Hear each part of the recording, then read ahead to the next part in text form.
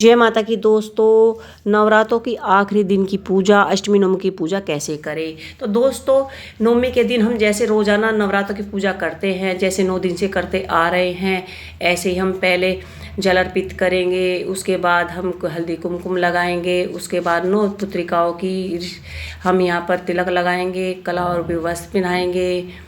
और ये पूजा हमें ऐसे ही करनी है जैसे हम रोज़ करते हैं, क्योंकि यह पूजा नवमी के दिन भी ऐसी की जाती है।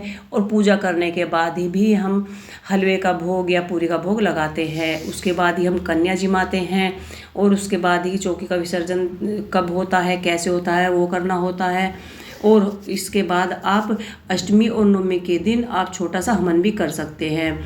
आपके यहाँ अष्टमी को का जिमाई जाती है तो आप अष्टमी को जिमाइए। अगर आपके यहाँ पर नवमी को जिमाई जाती है तो आप नवमी को जिमाए।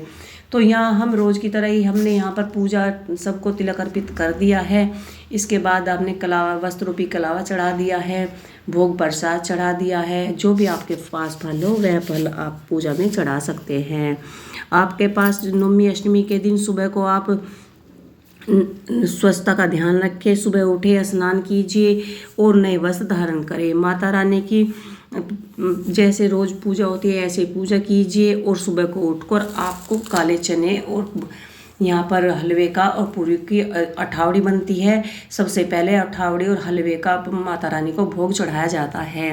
भोग में माता रानी की कढ़ाई बनाई जाती है। कढ़ाई में हलवा, पूरी और चने का भोग ज़्यादा मायने रखता है। नहीं तो आप पूरी और हलवा भी चढ़ा सकते हैं। इसके बाद आप जोत में घी बढ़ा दीजिए। तो यह पूजा हमारी हो गई है जैसे हम रोज़ाना की पूजा करते हैं। और अष्टमी की पूजा करने के बाद आप माता को भोग लगाइए और उसके बाद आप पूरे परिवार के साथ एक छोटा सा हवन कर सकते हैं। या अगर आपकी इच्छा बड़े हवन करने की है तो आप किसी पंडित को बुलाकर भी हवन कर सकते हैं। आप कि बाहर वालों को भी बुला सकते हैं। अगर आपको ये नहीं लगता कि भाई इतना वक्त नहीं है, हम करा नहीं पा रहे हैं, तो आप छोटा सा हवन माता रानी के सामने कैसे करें। ये हवन वहीं पर करना चाहिए जहाँ पर माता रानी की चौकी लगी हो। तो यहाँ पर हमने माता रानी को भोग प्रसाद चढ़ा दिया है, रोज़ाना की पूजा हो गई है। इसके बाद हम करेंगे हवन। यहाँ पर मैंने सूजी का हलवा, माता रानी की पूरी, इसका भोग लगाइए। 16 पुत्रिकाओं को भी भोग लगाइए, पंचमेवाओं का भोग लगाइए और इस तरह से नौ दुर्गा को भोग लगाइए। और सभी को आप हलवे का भोग प्रसाद चढ़ा सकते हैं।